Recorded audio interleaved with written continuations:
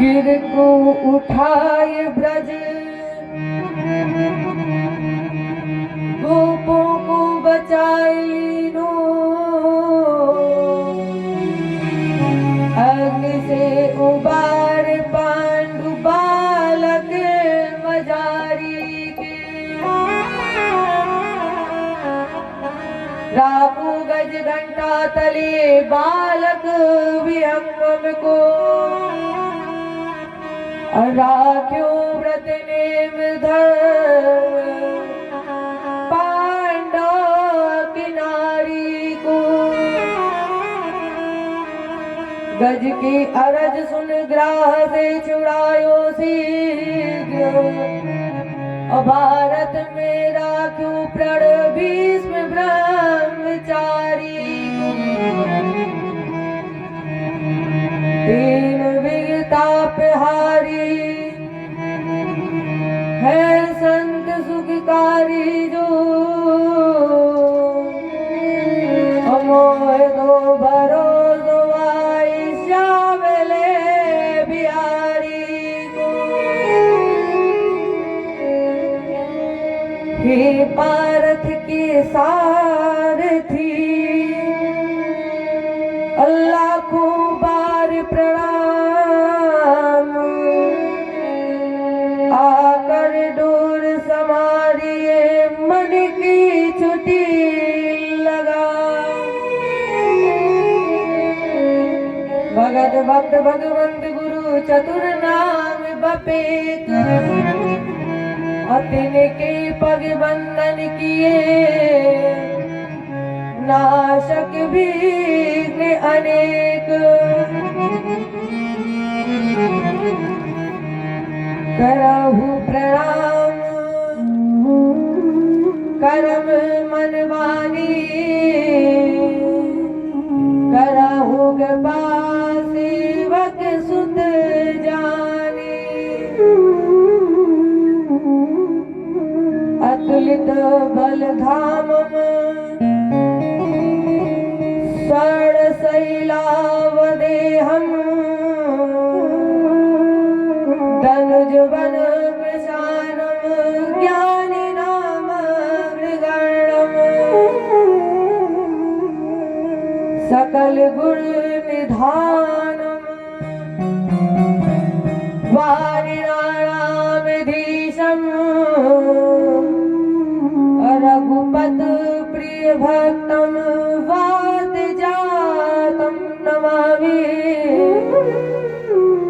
रघुपत प्रिय भक्तम वाद जातम नमामि।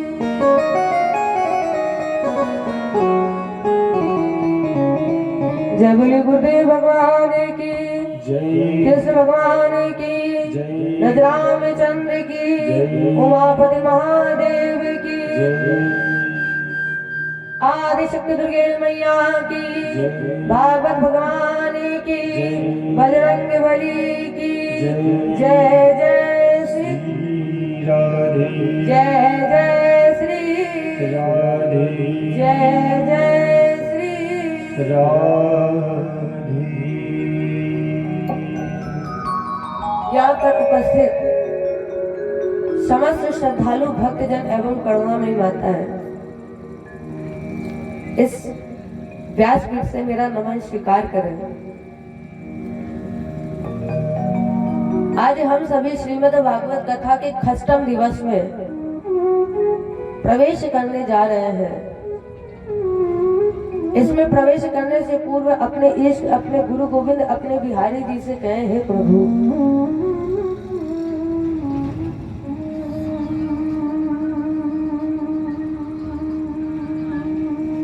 तू इतना प्यारा है,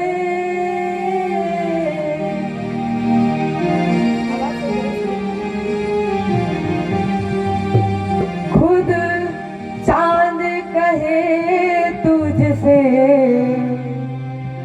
तू चांद हमारा है।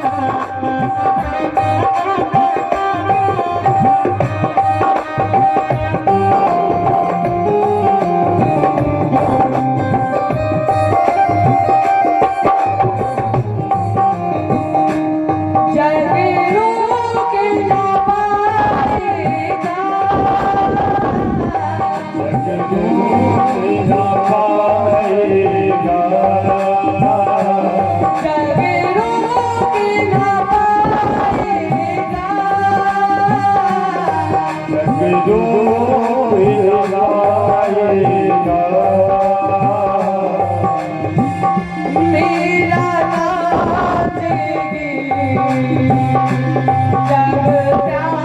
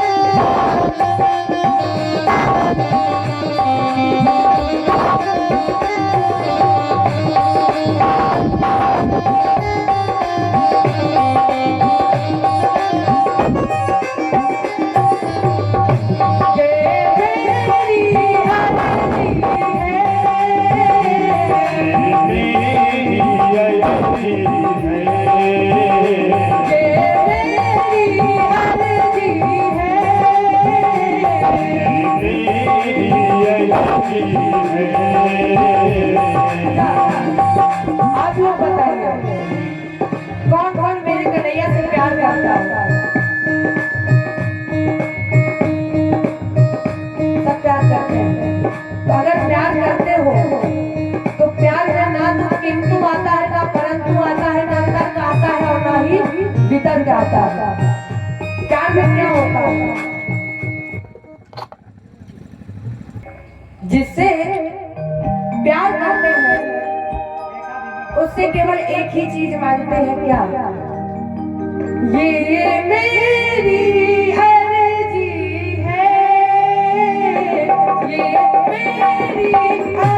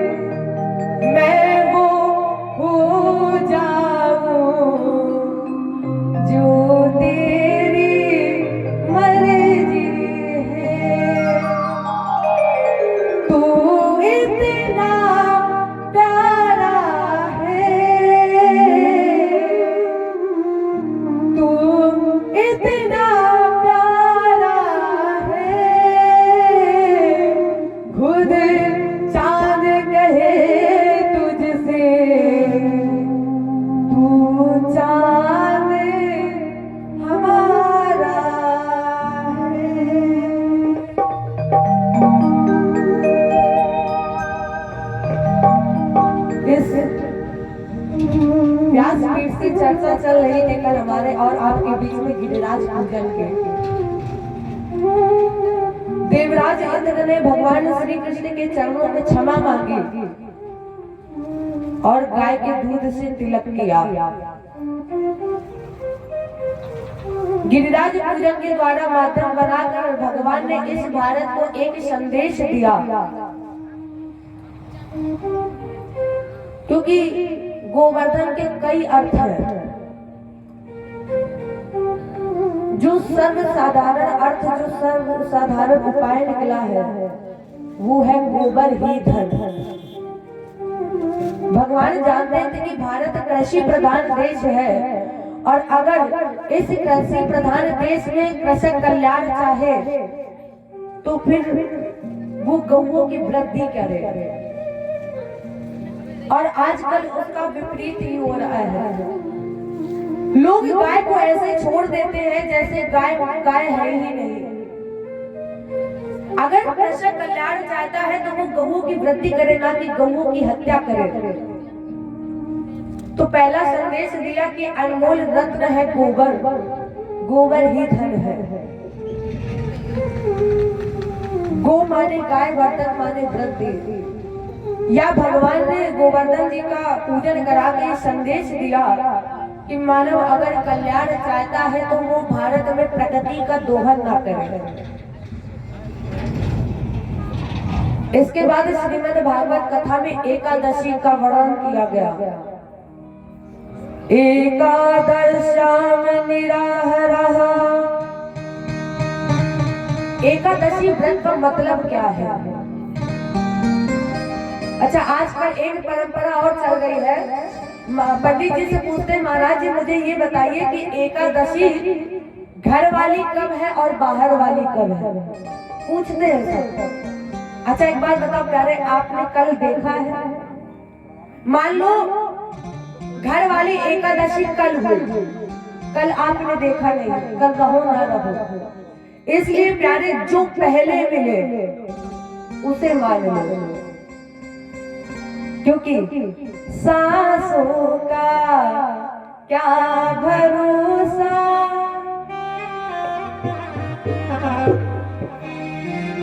रुक जाए चलते चलते, कब सांस निकल जाएगी नहीं पता चलेगा। इसलिए जो पहले मिले उसे ही मान लो, कल के चक्कर में मत बैठो। सांसों का क्या भरोसा, रुक जाए चलते चलते, रुक जाए चलते चलते। सांसों का क्या भरोसा, सांसों का क्या भरोसा, रुक जाए चलते चलते,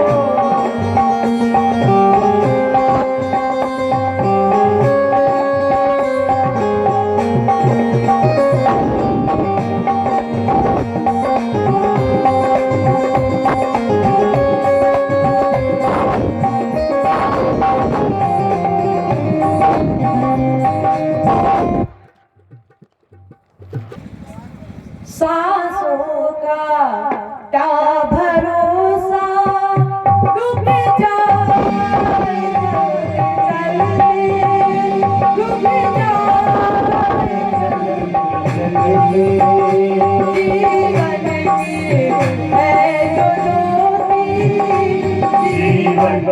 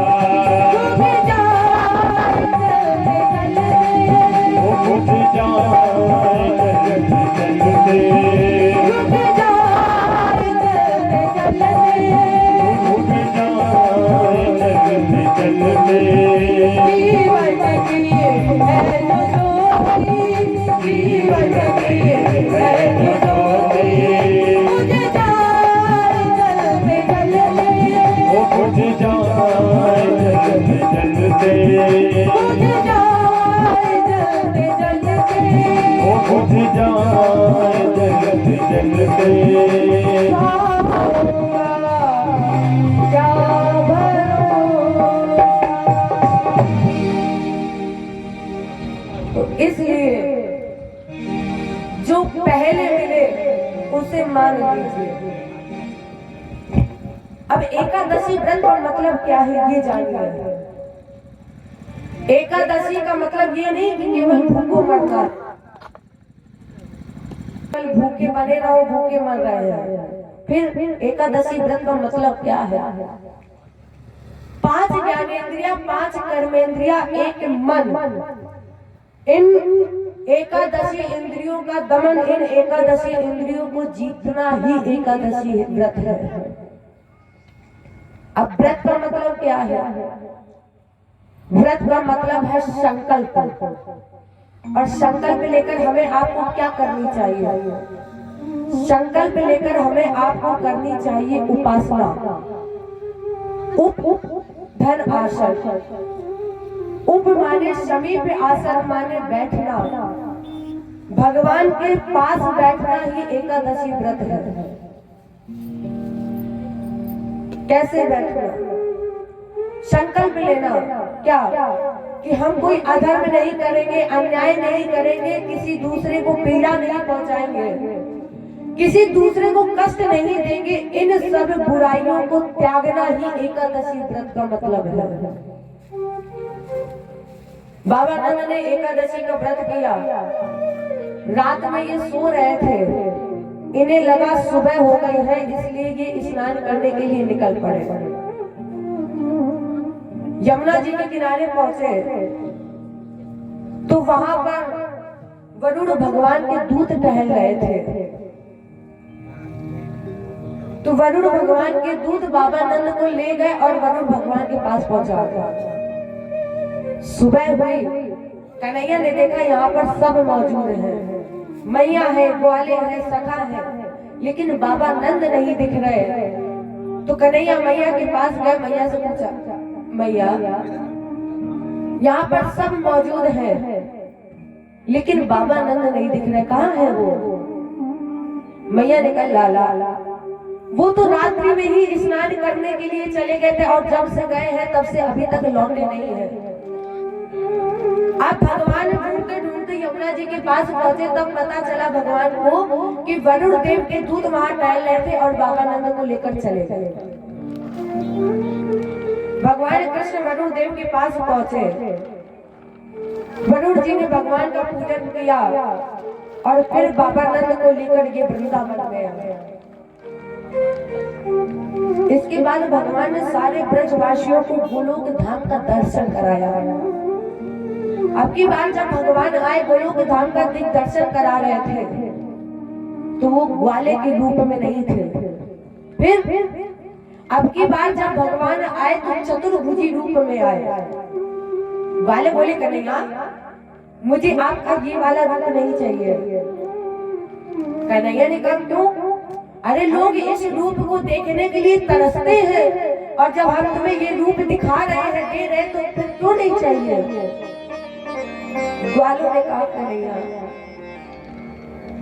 इस रूप में हम आपके साथ खेल नहीं सकते हैं, इस रूप में हम आपके पास नहीं जा सकते हैं, आपके साथ खेल नहीं सकते हैं, आपके साथ भोजन नहीं कर सकते हैं, इसलिए कन्हैया मुझे ये वाला रूप नहीं। फिर कौन सा रूप चाहिए? ग्वाले बोले, कन्हैया मुझे वही ग्वाले वाला रूप चाहिए।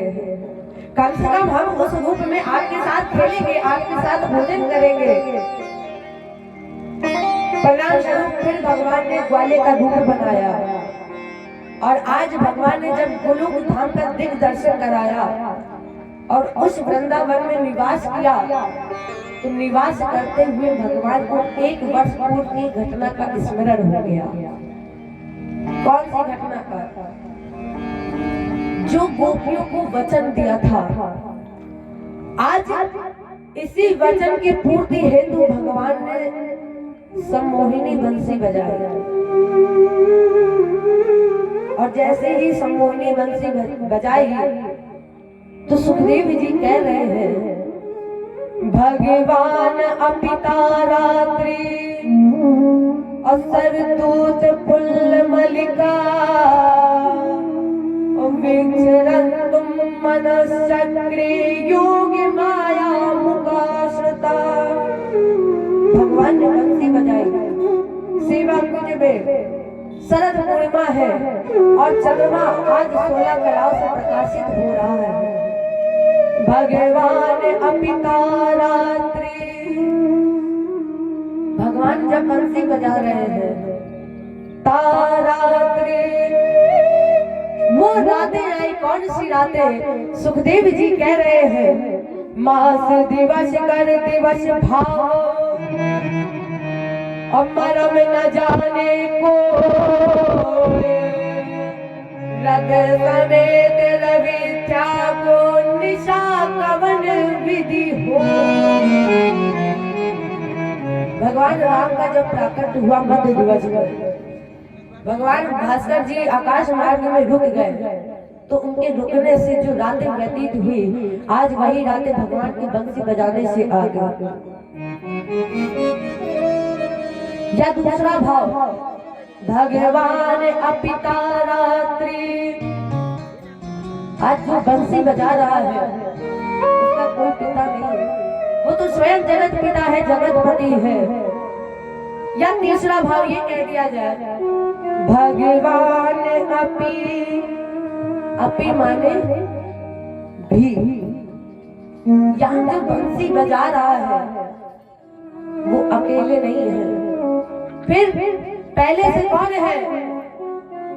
जहाँ हमारे कन्हैया होंगे वहाँ हमारी सबसे पहले राधे रानी ही होंगे।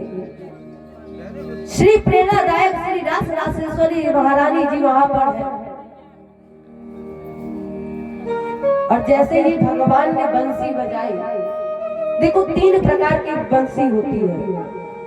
पहली आकर्षणी बंसी, दूसरी संजीवनी बंसी और तीसरी सम्मोहिनी बंसी, जो आज कन्हैया बजा रहे हैं।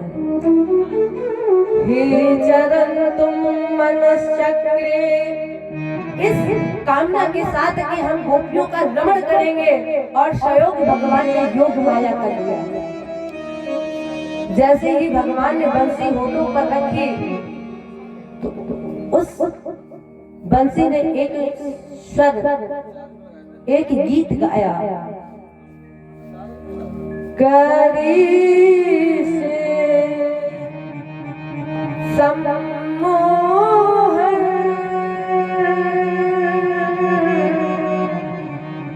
सुहरि रमे सूक्ति विभूषण सुरेशा स्वात्यागी विबुध परिब्रह्मा विधिकिला अशेषो शेषो वै तजति भुव भारम मम रवम् मधुर वाकम तद्गान। मुर्दी गीत गा रही है, करी से सम्मोहन,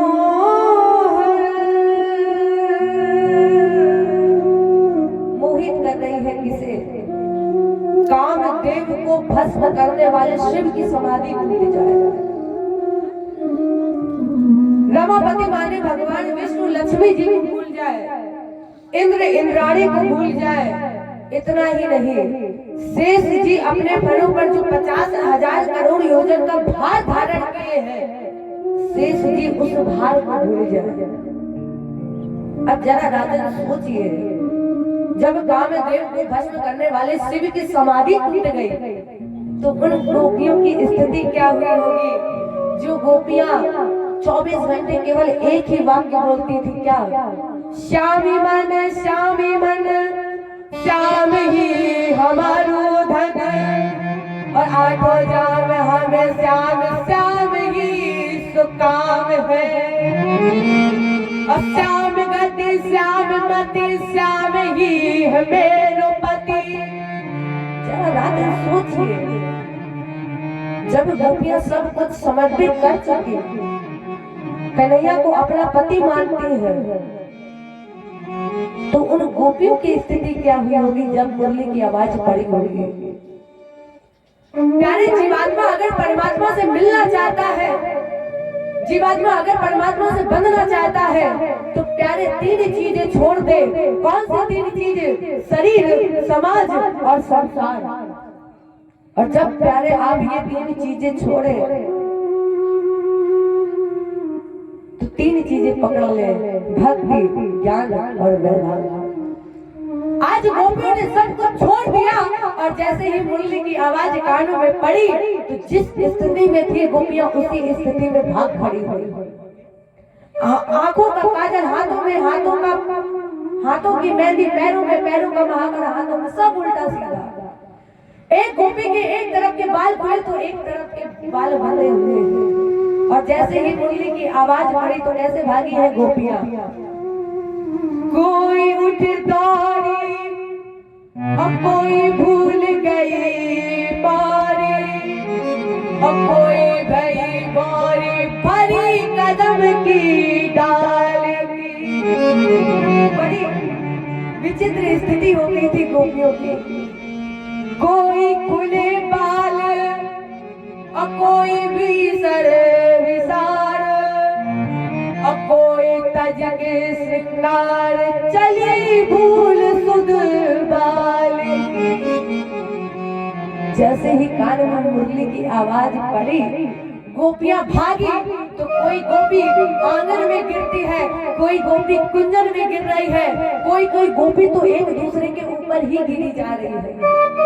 एक भी गोपियों को होश नहीं रहा और कैसे भागी है। कोई भागी कुंजन में और कोई फिरी गार्डन में, और कोई फिरी पड़ी आंगन में दशा थी विहाल की। बड़ी विचित्र स्थिति हो गई गोपियों की। अगर मुरली की आवाज इधर से आ रही तो गोपियां इधर भाग रही है, इधर से आ रही तो गोपियां इधर भाग रही है। माने जैसे जैसे कन्हैया गोपियों को नचा रहे हैं, आज गोपियां वैसे वैसे ही नाच रही है। सारी ब्रजबाल अकट पूतरी नाच रही, और ऐसी आज बांसुरी बजी है नंदलाल। जब मुरली की आवाज गोपियों के कान में पड़ी तो जब गोपियां भागी तो ऐसा लग रहा था जैसे गोपियों के पीछे बाजी ही लग गई। देखो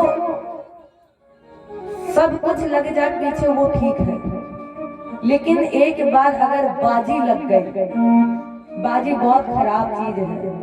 एक बार लग गई तो फिर ये हटाए भी नहीं हटती है। तो जब गोपियां भागी तो ऐसा लगा गोपियों के पीछे बाजी ही भाग गई। तो ऐसा लगा गोपियों के पीछे बाजी ही लग गई है। बाजी ओम गाई बाजी, ऐसे मुरली बजाई भगवान ने, गोपियां भाग खड़ी है। बाजी ओम गाई बाजी, गारे खोले धाई बाजी,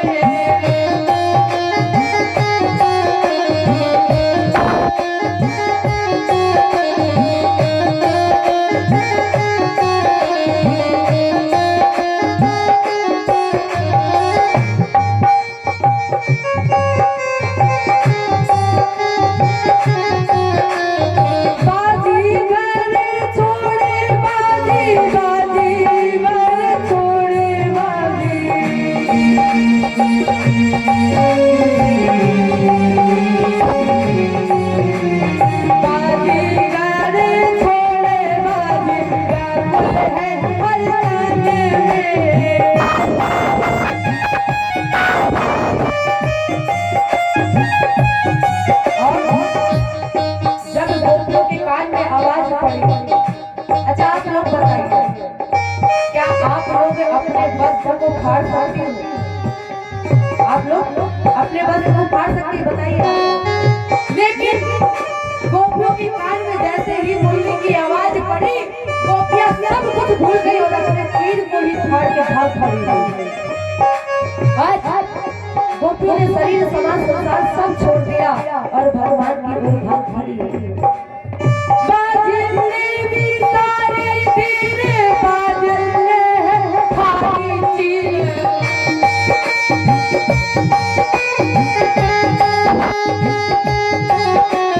बाजने उठी है पीर, चले नमन के।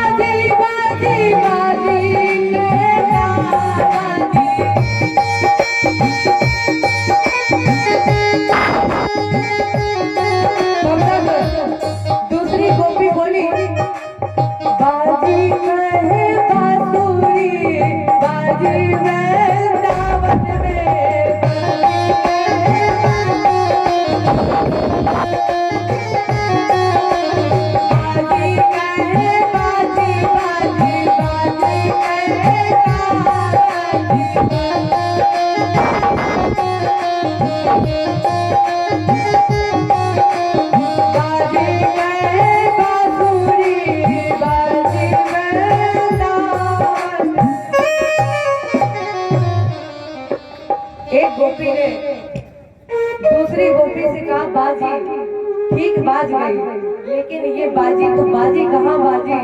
तब तक दूसरी गोपी ने कहा, जरा चल के वृंदावन देखो,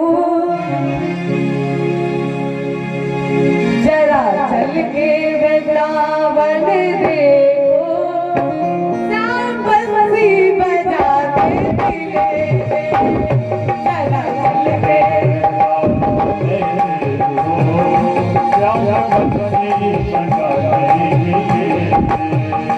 जरा मन को कर तो देखो, जरा मन को हटा कर तो देखो, श्याम तुमको रिझाते मिले, श्याम तुमको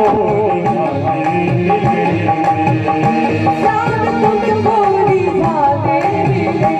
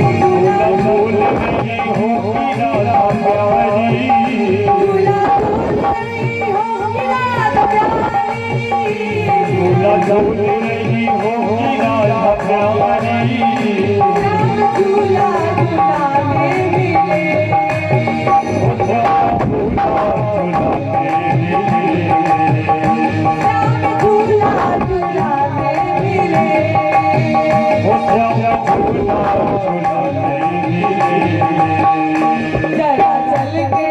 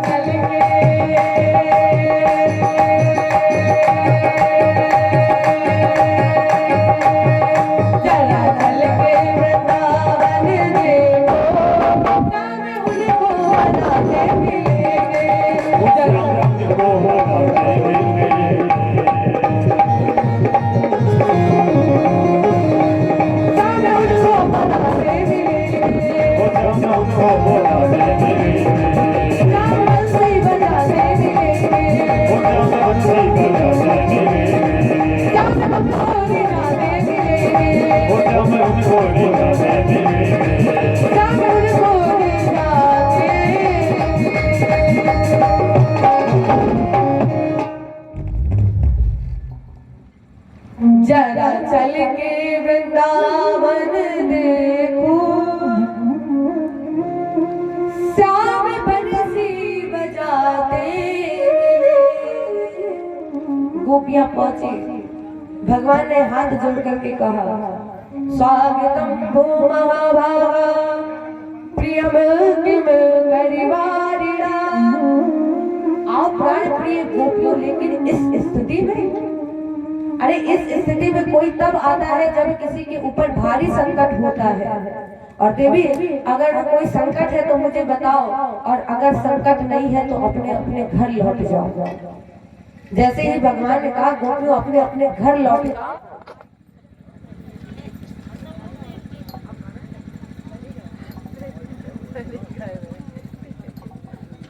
गोपियां चुपचाप खड़ी की खड़ी रह गई, क्योंकि उन्हें उम्मीद ही नहीं थी कि कन्हैया बोल देंगे, कह देंगे कि लौट जाओ। कन्हैया ने कहा बोल क्यों नहीं रही हो? अच्छा ये बताओ क्या तुम्हारे पति से लड़ाई हो गई है? और गोपी अगर तुम्हारे पतियों से लड़ाई हो गई तो इसका मतलब ये थोड़ी ना कि घर छोड़ के चली आओ। हर घर में लड़ाई होती है, इसलिए जाओ लौट जाओ। और देवी पति चाहे जैसा हो अपने पति की पूजा करनी चाहिए, अपने पति की आज्ञा माननी चाहिए। तब तक एक गोपी ने कहा कन्हैया आपने कहा पति चाहे जैसा हो उसकी पूजा करो, उसकी सेवा करो। जब हमारे सामने स्वयं जगत पिता हो, जगत पति हो, और वो जितने भी हमारे पति हैं वो सब नकली पति हैं, आप तो जगत पिता हैं। इसलिए कन्हैया श्याम सुंदर अगर हम आपकी पूजा करें तो आपकी पूजा है, और अगर हम उन्हीं की पूजा करें तो भी आपकी ही पूजा है। तो फिर क्यों ना हम आपकी ही पूजा करें। श्याम सुंदर सर्वव्यापक के नाते से हमने तुमको अपनाया है, पतियों में तुमको पाला है, तुमने पतियों को पाला है। अगर हम उनकी पूजा करें तो तुम्हारी पूजा है, तुम्हारी पूजा करें तो तुम्हारी पूजा है, तो फिर हम क्यों ना तुम्हारी ही पूजा करें। इतना ही नहीं, ऐसे नहीं हम चाहने आज तुम्हें कल और को चाहे, अब फेंक दी आंख निकाली अगर किसी और की ओर करे जो निगाह। हम तुमसे इतना प्रेम करते हैं कि अगर हम किसी और की तरफ देखें भी तो हम अपनी आंख निकाल करके फेंक दें। इतना ही नहीं, गोपियां कह रही है क्या लाख मिले तुम्हें दे बढ़ के, लेकिन तुम ही को चाहे तुम ही को शराए। जो लो यह जीव रहे तन में, तो ये प्रीत को ना तो निभाए। इतना ही नहीं, ऐसे बरकों का बरे जो बरत ही मर जाए, और मैं तो बरू गोपाल को मेरो सुहाग अमल हुई जाए। आज गोपियों ने समर्पित कर दिया, और जब गोपियों ने समर्पित किया तो उन गोपियों को अभिमान आ गया। कैसा अभिमान? गोपियों को अभिमान आ गया भगवान को बांधने का। गोपियों ने सोचा कि हमने भगवान को बांध दिया है, अपने अधीन कर लिया, तो इसी अभिमान को नष्ट करने के लिए अंतर्हिते भगवती, भगवान ने राधा जी का हाथ पकड़ा और अंतर्हित कर। राधा जी कन्हैया जी भाग रहे हैं। राधा ने कहा कन्हैया कब तक दौड़ाओगे हमें, हम थक गए हैं, अब हमसे चला नहीं जा रहा, दौड़ा नहीं जा रहा। कन्हैया ने कहा जल्दी जल्दी चलो, मुझे डर है कि कहीं गोपियां पीछे से आ ना जाए। राधा ने कहा कन्हैया अब नहीं चला जाएगा, प्रयास चलो। भगवान ने कहा राधा ऐसा करो कि तुम मेरे कंधे पर पैर रख कर बैठ जाओ। राधा जी को भी अभिमान आ गया। वहां पर काम पुरुष प्रकटा, भगवान ने पूछा कौन हो तुम? उसने कहा मैं कामदेव हूँ। भगवान ने कहा मैंने तो तुम्हें बुलाया नहीं, फिर क्या करने आए हो?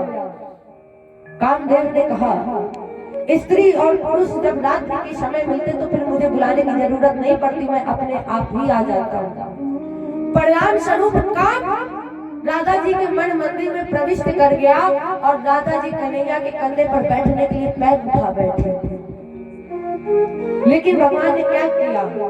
अंतर्हिते, जैसे ही राधा जी ने पैर उठाया भगवान के कंधे पर रखने के लिए, भगवान अंतर्हित हो गए और राधा जी मुंह के बल गए। अब राधा की गोपियां ढूंढते ढूंढते पहुंची अशोक के वृक्ष के पास।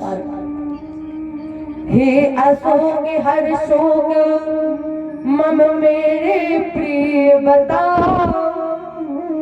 हे अशोक के वृक्ष, आ माने नहीं, शोक माने दुख, जिसकी शीतल छाया में जाने से दुख का हरण हो जाता है। हे अशोक के वृक्ष, आज मैं भी कृष्ण के वियोग में व्यथित हूँ, मेरे बता दो मेरा कन्हैया कहाँ है? अशोक का वृक्ष भी कुछ नहीं बोला। अब राधा दी गोपियां ढूंढते ढूंढते पहुंची चंदन के वृक्ष के पास। गोपियों ने कहा, हे चंदन जग के बंधन और जग के चरण छुआयो, देख कहूँ श्याम तू हमें आज बतलाओ। हे चंदन के वृक्ष, मैंने सुना है लोग जब तुम्हें मस्तक पर धारण करते हैं तो तुम उन्हें शीतलता प्रदान करते हो। हे चंदन, आज मैं कृष्ण के वियोग में जल रही हूँ, कृष्ण के वियोग में व्यथित हूँ, इसलिए मुझे बता दो मेरा कन्हैया कहाँ है? चंदन भी कुछ नहीं बोला। अब राधा दी गोपियां ढूंढते ढूंढते पहुंची यमुना जी के पास और उन गोपियों ने भगवान को ढूंढने के लिए 19 श्लोक गाया, जिसे हम और आप गोपी गीत के नाम से जानते हैं। आज राधा दी गोपियां ढूंढ रही हैं और कह रही हैं, कन्हैया दिलदार यार प्यारे गलियों में मेरी आजा, यार प्यारे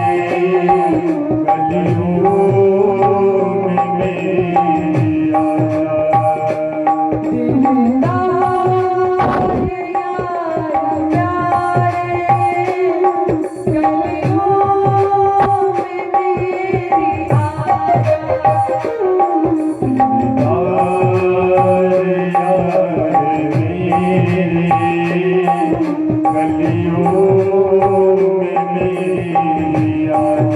मेरी आजा,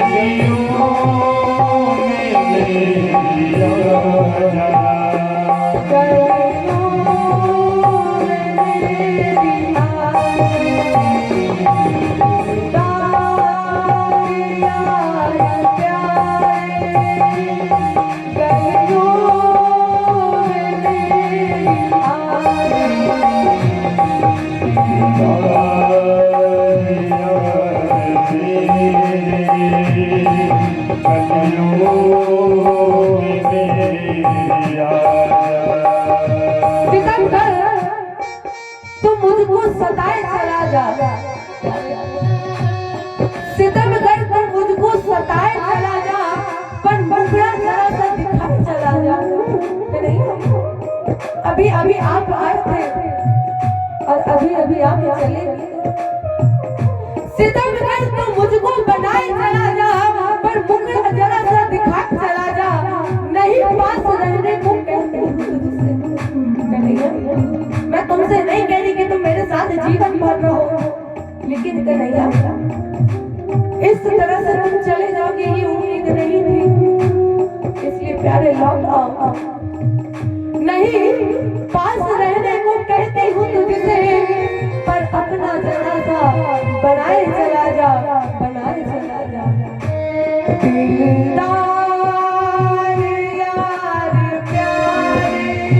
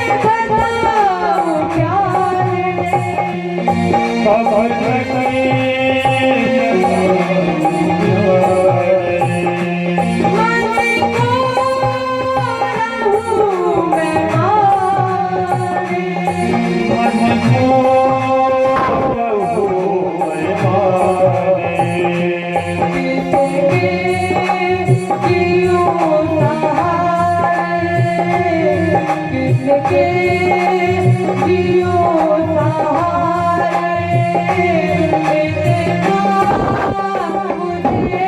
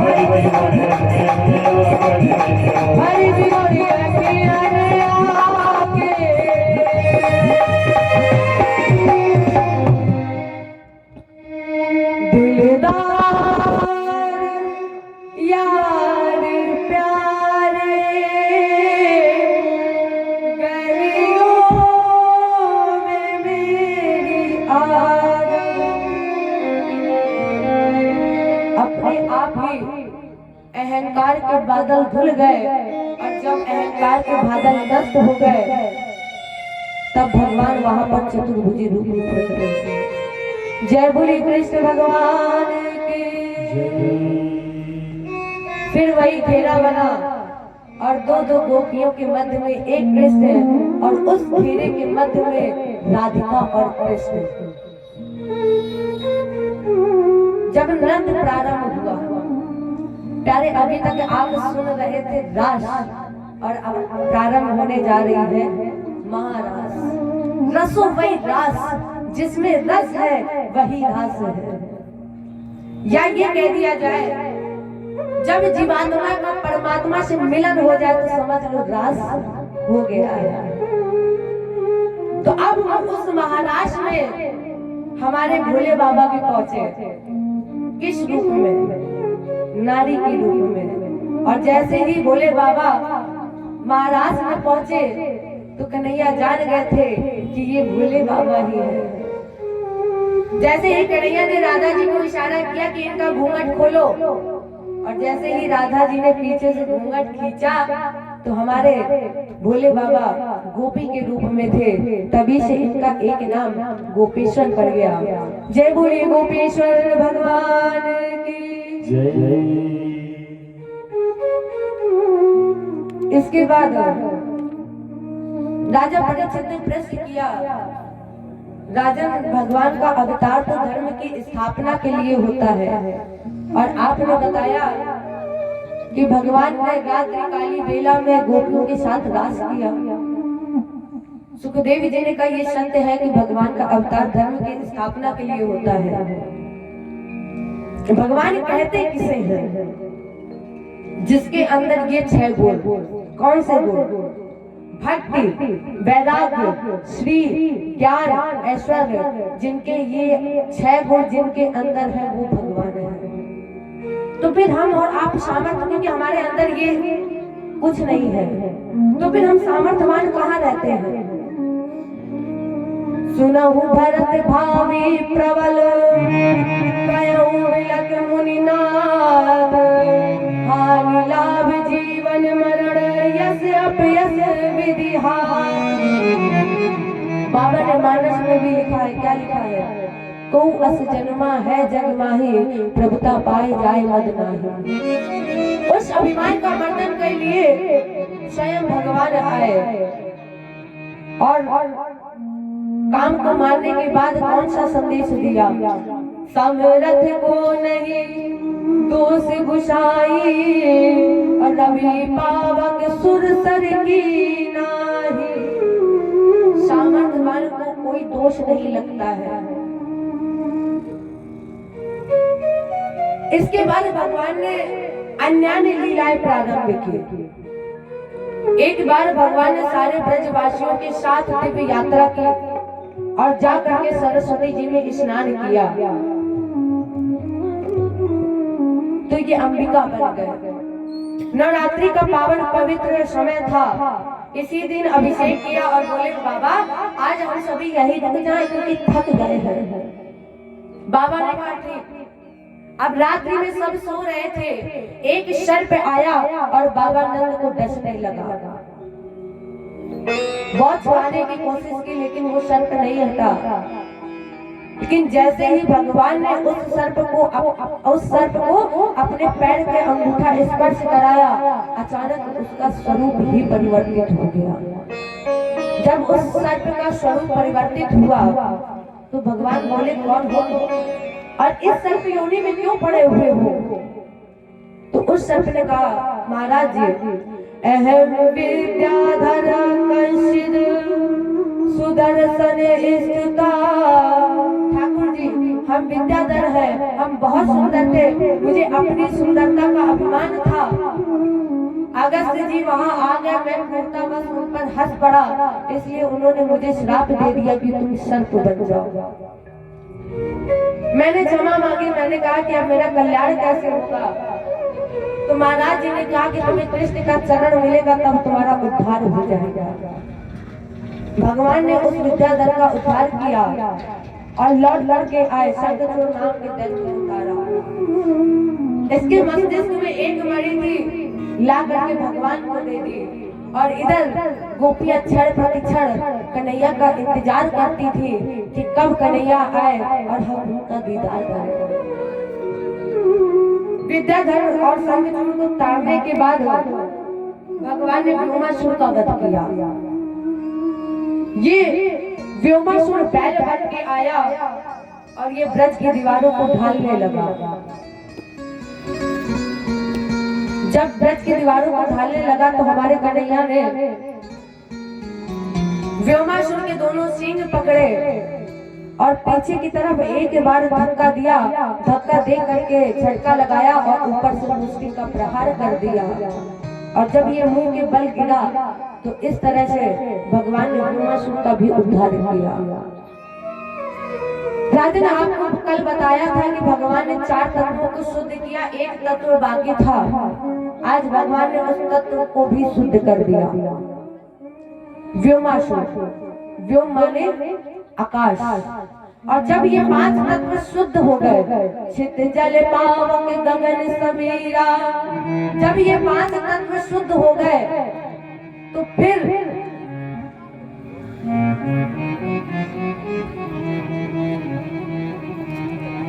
नारद जी ने सोचा कि अगर ये एक एक करके मारेंगे तो काफी समय लग जाएगा।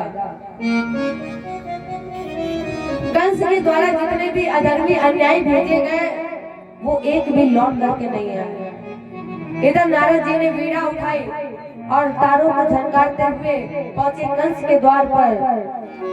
कंस ने कहा गुरु आज यहाँ पर अचानक क्या कारण है आपके आने का? और गुरु जी का सुबह सुबह दर्शन हो जाएंगे, बहुत अच्छी बात है, लेकिन आज अचानक आने का क्या कारण है? कोई संदेश है? नारद जी ने कहा बेटा वास्तव में आज तुम्हारा कल्याण है। क्यों? बोले एक विचित्र संदेश है। यशोदायाम सुताम कन्या देवक्या कृष्ण में विचार रामम चारोहिणी पुत्रम वसुदेवेन विप्लवता। अरे बस जिस बालिका को तुमने देवकी की बालिका समझ के मारने की कोशिश की है वो बालिका देवकी की नहीं है, वो बालिका यशोदा की है। और इतना ही नहीं, जो कृष्ण तुम यशोदा का समझ रहे हो वो कृष्ण यशोदा का नहीं, देवी होता है। ये जो बलराम है ये देवकी का 7वां पुत्र है। बाबा नंद और यशोदा भी इसमें शामिल है। देवकी और वसुदेव जी को पता है। इतना ही नहीं, इसमें भागीदार भगवान भी है, देवता का भी इसमें कुछ हिस्सा है। तो अब कंस ने कहा महाराज जी अब क्या किया जाए? नारद जी ने कहा एक काम करो, क्या? अखाड़े की तैयारी कराओ, कुश्ती की तैयारी कराओ। लेकिन कंस ये याद रखना, जब कुश्ती की तैयारी कराना तो दरवाजा एक रखना। कंस ने कहा बाबा दरवाजा एक? अरे इतने सभा में इतने लोग आएंगे, दरवाजा एक रहेगा, एक ही से आने जाने की रास्ता क्यों? नारद जी ने कहा अरे कंस अगर दरवाजा हो गए कई और कृष्ण चला गया तो फिर किस दरवाजे से तुम ढूंढोगे? तो इसलिए दरवाजा एक रखना। और मन ही मन में नारद जी सोच रहे थे अरे पगले, अगर एक दरवाजा रहेगा तो मेरे कन्हैया को ढूंढना नहीं पड़ेगा कि तू कहां से भागा है। इतना ही नहीं, और अगर मंच बनवाना तो फिर मंच 3.5 हाथ ऊंचाई पर बनवाना। कंस ने पूछा क्यों बाबा? नारद जी ने कहा कि अगर कृष्ण मंच से कूद गया, भाग गया, नीचे रहा तो वो भाग जाएगा, पकड़ में नहीं आएगा, और ऊंचाई पर रहेगा तो वो एक बार सोचेगा कि हम भागे कैसे। और मन ही मन में ये सोच रहे थे कि अगर मंच नीचे रहेगा, कंस भाग गया तो हमारे प्यारे कन्हैया को कहाँ ढूंढना पड़ेगा। इसलिए मंच ऊपर रखना। और इससे पहले केशी नाम के दैत्य को भेजना, और जब ये लौट कर ना आए तो तुम्हारे जितने भी 8 भाई हैं उनके समेत अखाड़े की तैयारी कर लेना। अब इधर इसके बाद नारद जी पहुंचे कहाँ? मैया देवकी के पास। मैया देवकी से कहा माँ बस थोड़ी ही देर बची है, कंस के पाप का घड़ा भर चुका है। इधर तब तक कंस ने केसी तू कंस ब्रह्मे कुरणमही महायो निर्जन जन्मन योजवा। केसी नाम के दैत्य को भेजा। कितना विशाल था, इसकी इतनी बड़ी आंखें थी जिन्हें देखकर लग रहा था कि ये आंखें नहीं गुफा है। लेकिन हमारे प्यारे कन्हैया को एक क्षण नहीं लगा, भगवान ने केसी नाम के दैत्य को भी तार दिया। इधर नारद जी मैया को समझाते हुए निकल रहे थे। मैया ने कहा बाबा कहाँ जा रहे हो? नारद जी ने कहा मैं कृष्ण के पास जा रहा हूँ। देवकी ने कहा बाबा उससे एक प्रश्न करना मेरी तरफ से, क्या? उससे पूछना भगवान तुम्हारी दुनिया में क्यों भक्त सताए जाते हैं? लोभी धनवानों के द्वारा, लोभी धनवानों के द्वारा दर दर भटकाए जाते हैं। पूछना उस कृष्ण से जो भी आपकी शरण में आना चाहता है उसे संसार के कामी विषय लोभी कपट क्यों नहीं आने देते हैं। पूछना उस कृष्ण से कि जब भक्त आपकी शरण में आते हैं तो ये संसार के लोग उस भक्तों पर दोष क्यों लगाते हैं। अब नारद जी वो संदेश लेकर जब भगवान कृष्ण के पास पहुंचे, कृष्ण कृष्ण प्रमेयात्मन योगेश जगदीश्वर वासुदेवाखिलावश्य सात्वताम प्रभुरा चारुणं मुष्टिकं चैव। हे कृष्ण हम आपको प्रणाम करते हैं। किस कामना के साथ? कंस के 8 भाइयों समेत कंस परसों मार दिया जाए, इस कामना के साथ ये नारद आपको प्रणाम करता है। कन्हैया बोले जाना तो हम भी चाहते हैं, हम भी मामा को एक बार देखना चाहते हैं, लेकिन एक बार निमंत्रण तो आए तब तो हम जाए। बाबा ने कहा कि बस 1 मिनट रुकिए, हम जा रहे हैं, तब तक उधर से निमंत्रण आपके पास आता ही होगा। इधर कंस ने सूर्यास्त के समय अक्रूर जी के हाथ में पत्र रख दिया और कहा कल ये ले जाकर गोकुल में। कंस ने सूर्यास्त के समय अक्रूर जी के हाथ में पत्र दिया और कहा कल ले जाकर के ये पत्र गोकुल में दे देना। सुबह उषा काल में रथ तैयार किया, लेकिन राजन ध्यान देना, रथ में जो घोड़े लगे हैं वो हवा की तरह तेज चलने वाले घोड़े लगे हैं।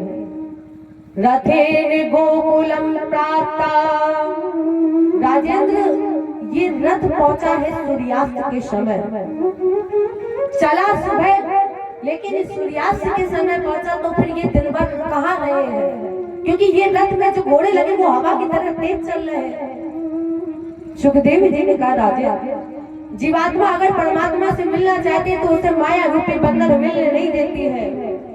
अक्रूर जी जैसे यमला जी के पास पहुंचते थे तो अक्रूर जी के मन में भाव आता था, अरे अक्रूर तो कितना कठोर है, तो उन 2 बालकों को उस कंस के सानिध्य में ले जा रहा है।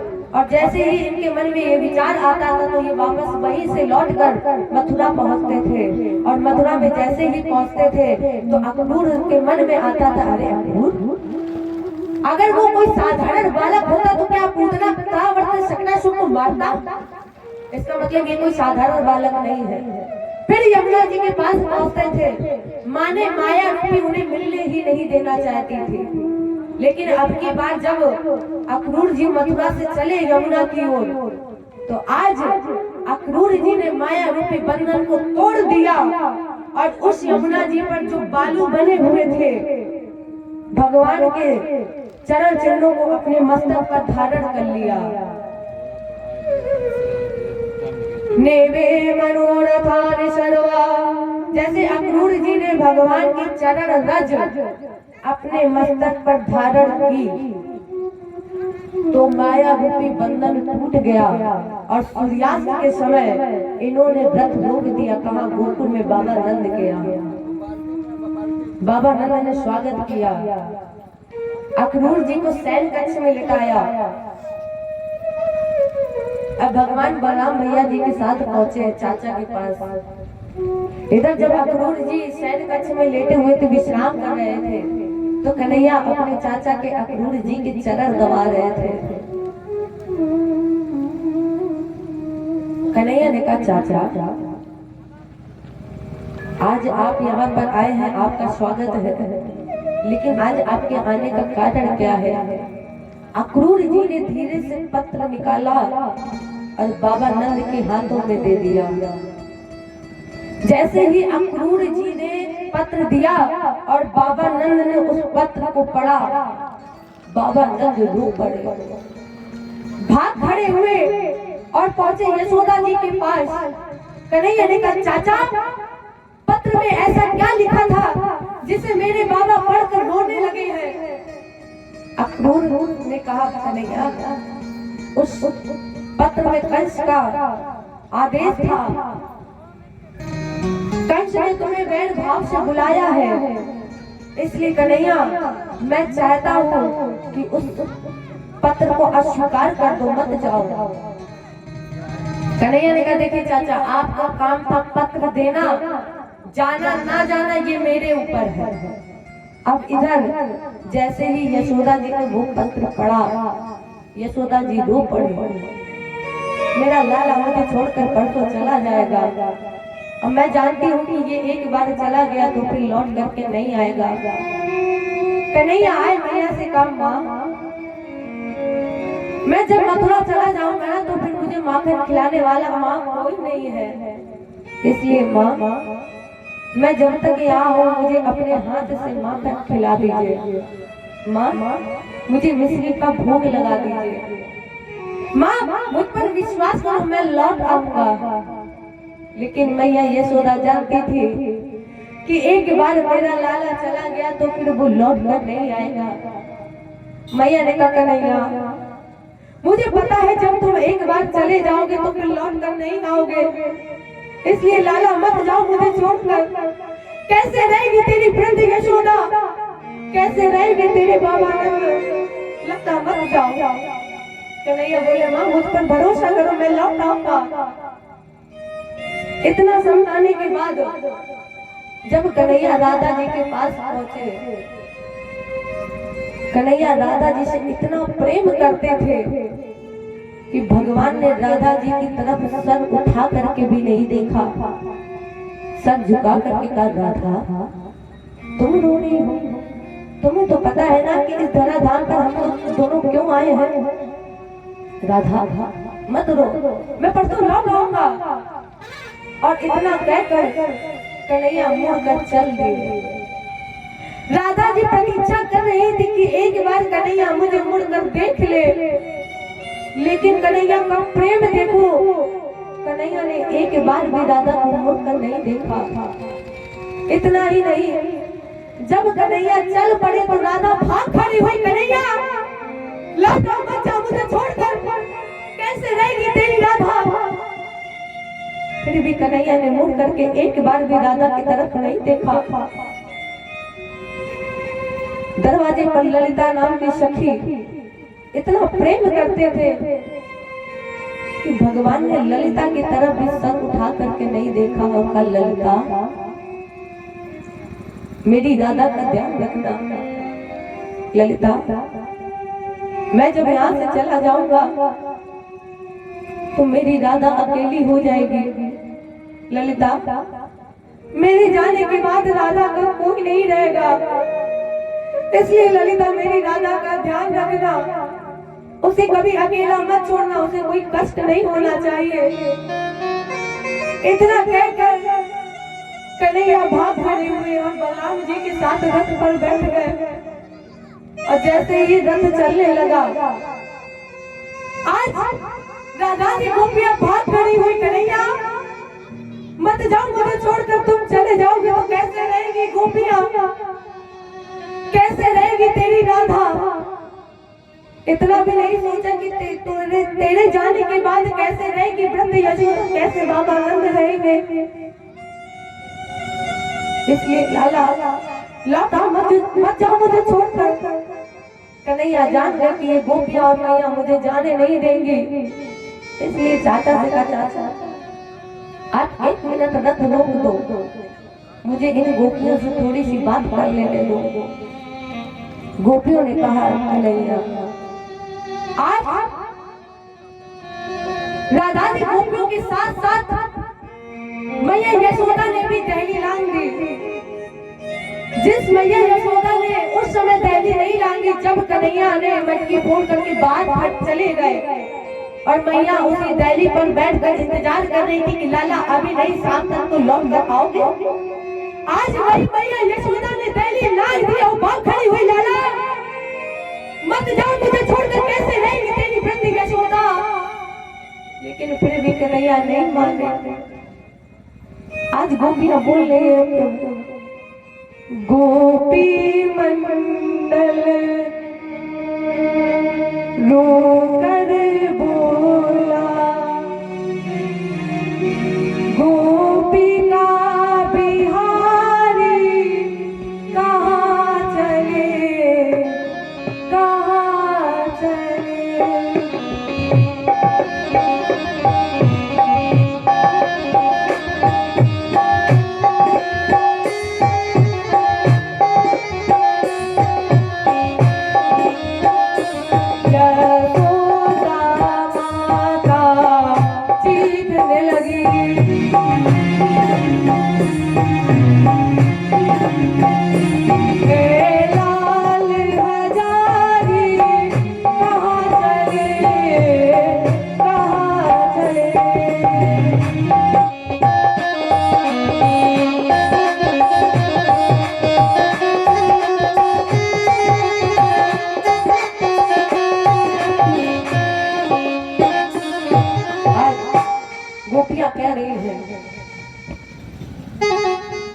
गोवर्धन से आवाज उठी,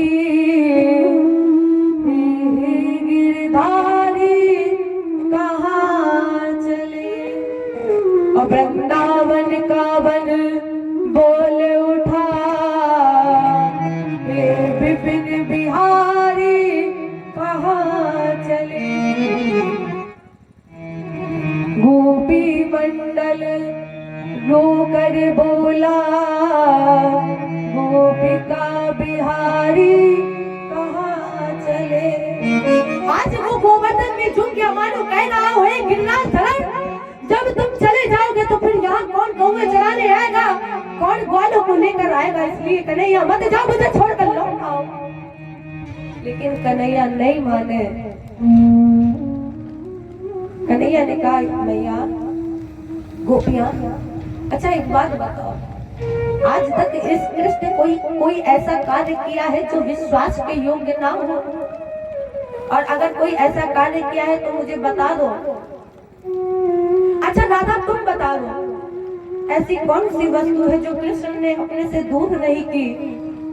और जैसे ही कन्हैया ने पूछा ऐसी कौन सी चीज है जो मैंने अपने से दूर नहीं की, राधा जी ने कहा मुरली। जैसे ही राधा जी ने मुरली कहा, कन्हैया ने वो मुरली निकाल करके राधा को दे दी। अब राधा जी और गोपियों को इतना भ्रमित कर दिया मुरली में कि वो सब सुध बुध खो बैठे और आवाज लगाई, चाचा चलिए। और जैसे ही भगवान कृष्ण और बलराम रथ पर बैठे, रथ चल पड़ा, तो आगे आगे रथ जा रहा है, पीछे पीछे राधा दी गोपियां भाग रही है।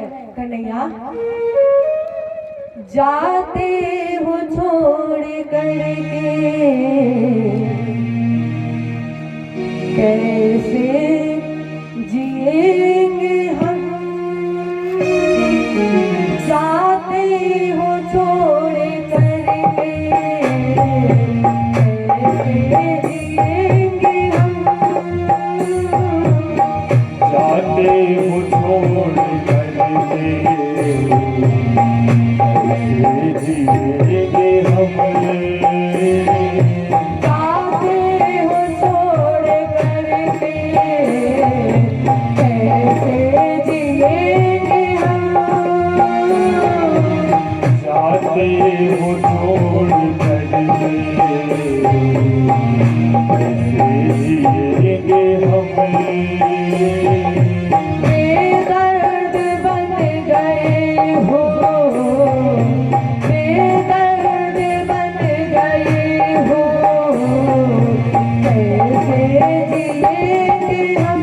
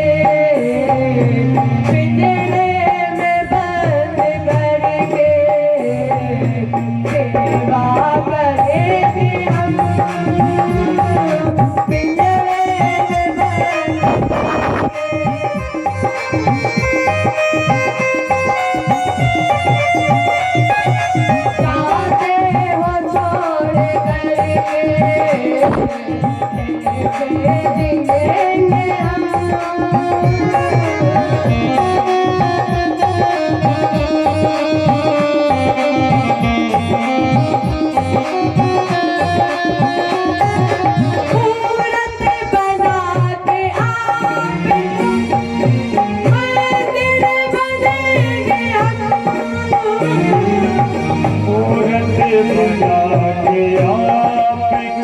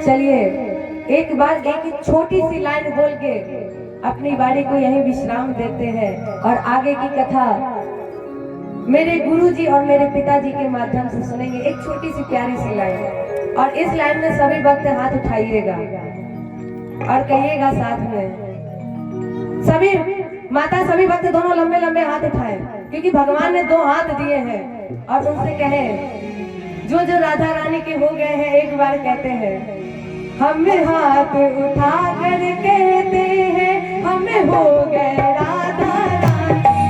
हमें हाथ उठा कर कहते हैं हमें हो गए राधा रानी के। हमें हाथ उठा कर कहते हैं हमें हो गए राधा रानी के। हमें हाथ उठा कर कहते हैं हमें हो गए राधा रानी के। हमें हो गए राधा रानी के। हम हो गए राधा रानी के। हमें हो गए राधा रानी के। हम हो गए राधा रानी के। राधे बशभानु दुलारी के। हो गए बशभान दुलारी के। राधे संतों की प्यारी के। हमें हाथ उठा कर कहते हैं हमें हो गए राधा रानी। हमें हाथ उठा कर कहते हैं हम हो गए राधा प्यारी के। हमें हो गए राधा प्यारी के। हम हो गए राधा प्यारी के। राधे बशभानु दुलारी के। राधे बशभान दुलारी के। राधे रसिकों की प्यारी के। राधे रसिकों के प्यारी के। राधे वृंदावन रानी के। राधे वृंदावन वाली के। हमें भुजा उठा रहे हैं तो पीछे हमारे भैया लोग भी उठा ले एक बार हाथ लंबे लंबे और कहे हमें भुजा उठा कर कहते हैं हमें हो गए राधा रानी। हम पूजा उठा कर कहते हैं हम हो गए राधा प्यारी के। हम भुजा उठा कर कहते हैं हमें हो गए राधा रानी। हम पूजा उठा कर कहते हैं हम हो गए राधा रानी के। हम कल थे राधा रानी के। हम कल थे राधा रानी के। हम आज भी राधा रानी के। हम आज भी राधा रानी के। हम नाच नाच कर जो भक्त नाचना चाहते हैं अपनी जगह पर बैठे बैठे हम नाच नाच कर कहते हैं हमें हो गए राधा रानी के। हम नाच नाच कर कहते हैं हम हो गए राधा रानी के। हम नगर नगर में कहते हैं। हम नगर नगर में कहते हैं। हम नगर नगर में कहते हैं। हम नगर नगर में कहते हैं। हम झूम झूम कर कहते हैं। हम झूम झूम कर कहते हैं। हम नाच नाच कर कहते हैं। हम नाच नाच कर कहते हैं। हम